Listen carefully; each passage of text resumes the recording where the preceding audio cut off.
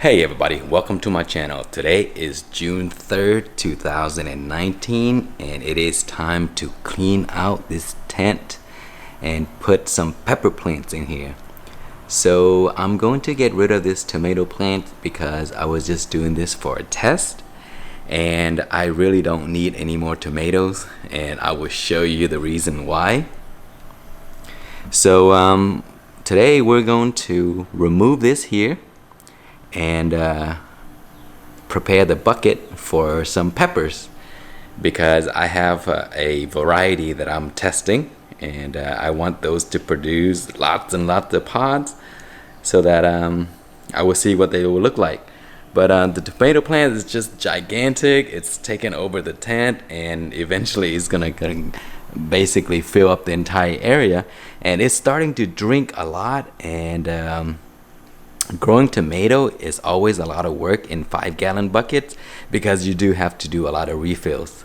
So I'm gonna remove this and we'll go through the process and put our peppers in here. Alright guys, this is the reason why I don't need any more tomatoes. I have 3 varieties growing there and they produce plenty for me to use. So here is one variety, that is the Berries Crazy Cherry, and look at these. See these clusters here? Sometimes they can produce 20-30 tomatoes on a single cluster. And see back there I have some that are ready. So those yellow ones there, so those are the ones that are ready to be picked. And here I have chocolate sprinkle, and every few days I would get a few to use, and it's just plenty for me and my family. So these here are about to be ready. So I usually pick 1 or 2 or 3 and so on, and then these will eventually turn color, so you kind of like work down the cluster. And there is the Sweet 100, and look at this, the birds are sharing this with me. So the birds visit often and they ate some, but I still have a lot left. See all of these here, just they're everywhere, and I had to trim all of these on the side here because it's getting too many. And then I also have volunteers all over the place that are also producing, so I'll show you. See this here, this is a volunteer, so I will get some tomato from this. And here are a few more volunteers. You see, I'm about to get tomatoes from these as well, and I actually already have some right there. I'm not sure what varieties these are, but they just came up and I just left them there. So there are some right there, and these could be sweet tomato, the sun sugar, I think, because that's what I grew last year and the birds spread the seeds everywhere. And here are a few more. These need to be watered, so there I have some. And see these here, I don't even care for these, and they're producing. Tomatoes are just so easy to grow. See that? They're just everywhere. Over there, and there are lots of tomatoes for something that I really haven't looked after. Alright guys, here is another look at the tomato plant outside the tent, and you can tell that it's pretty big. And look at all these here. So I should be getting so many tomatoes, but I really don't need any more, so this gotta go. And so there's some already right here. See this? Those are some tomatoes that's ready. So we're gonna cut these down. I'm gonna throw this into my compost, and then we'll grow my peppers.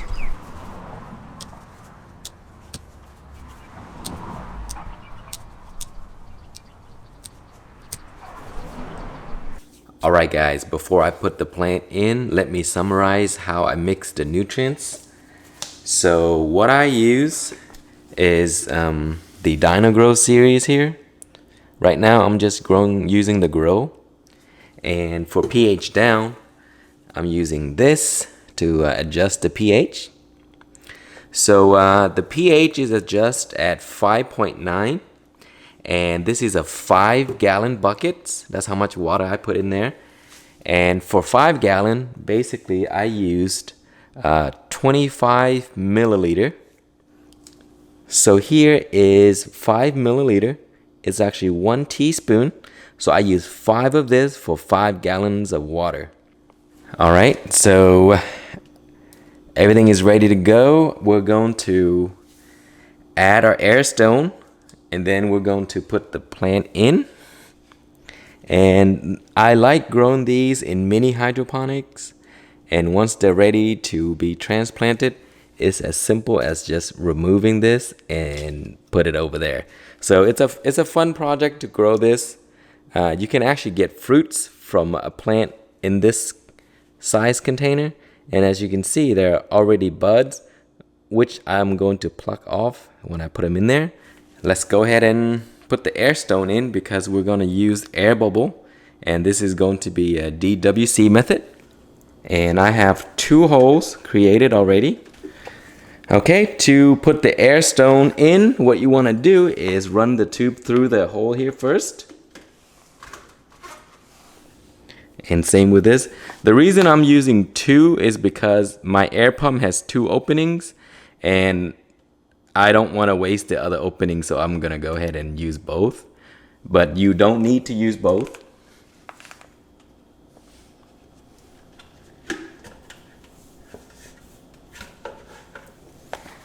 Okay, and for the air stone, I'm going to use 1 of this and 1 of this. That's just because that's all I have. But these are great. It actually has a lot of bubbles going through this, and this is also really good. It creates fine bubbles, which is great for the plants. So we're just going to go put it through the air tube here. And same with this. And we're just going to drop it in there.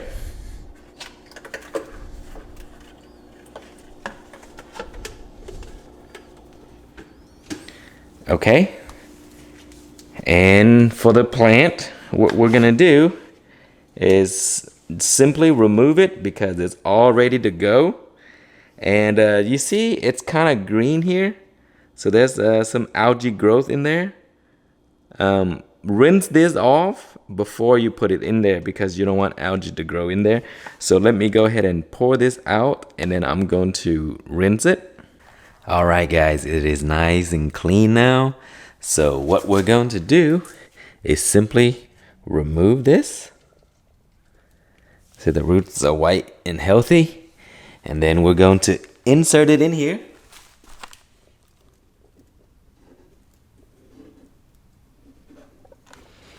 Give it a little spin so that the roots can all make it inside this. And that is it. So the next thing we're going to do is I'm going to pluck the top out of this because I don't want this guy to fruit. So I'm going to go ahead and pinch that off. So the flowering buds and stuff like that, we don't want that. And don't worry, this is hydroponic. Nutrients is readily available to the plant.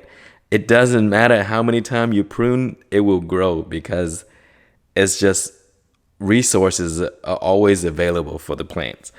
All right, so let me go ahead and turn this on.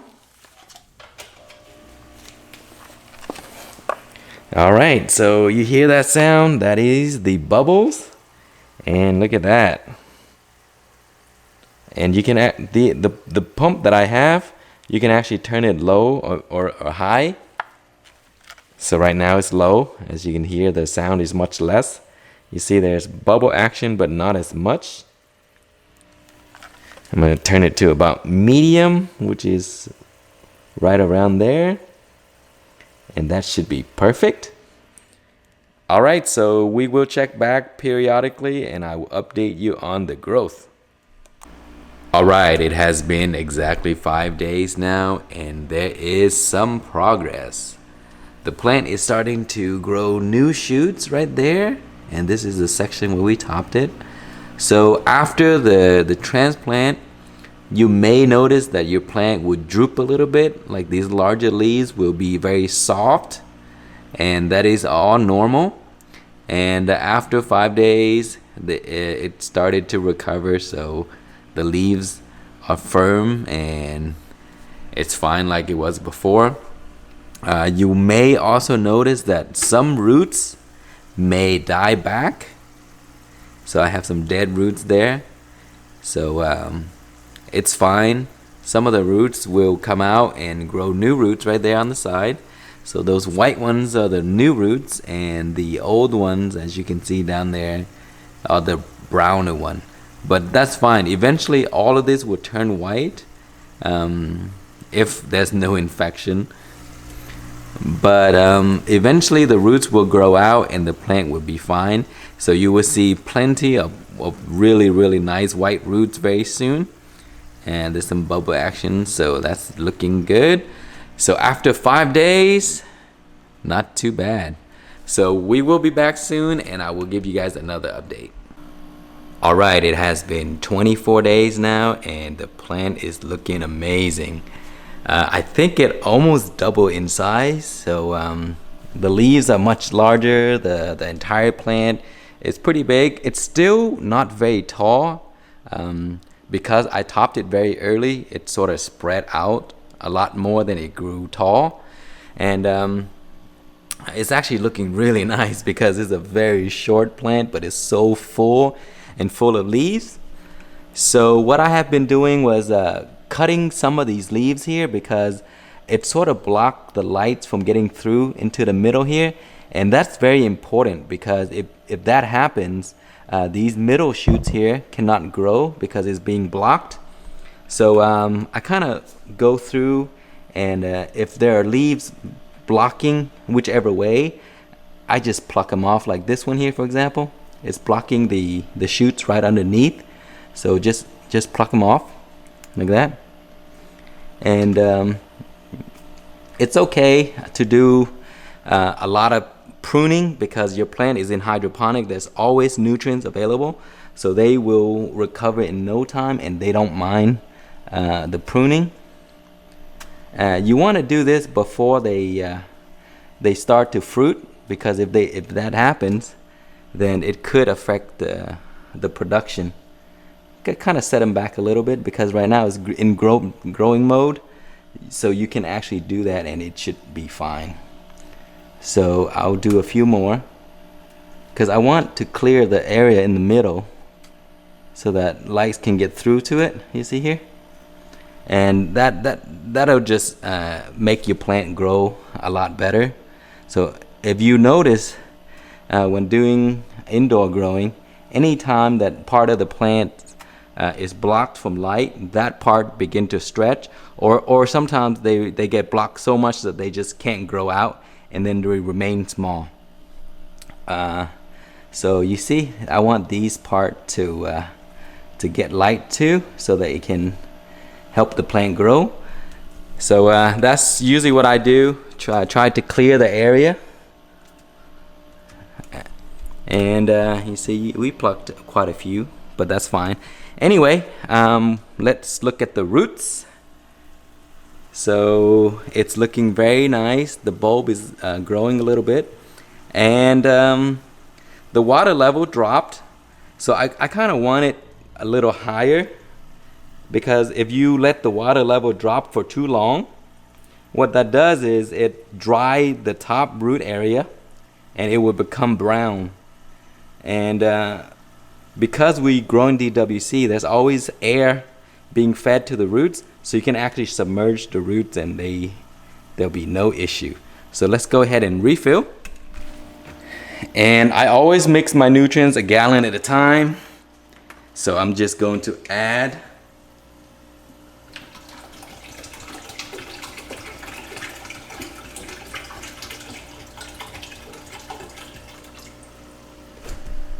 so that should be good. Yep. And you see there, the roots are kind of like submerged a little bit, but with the air bubbles feeding oxygen to the roots, it'll be fine.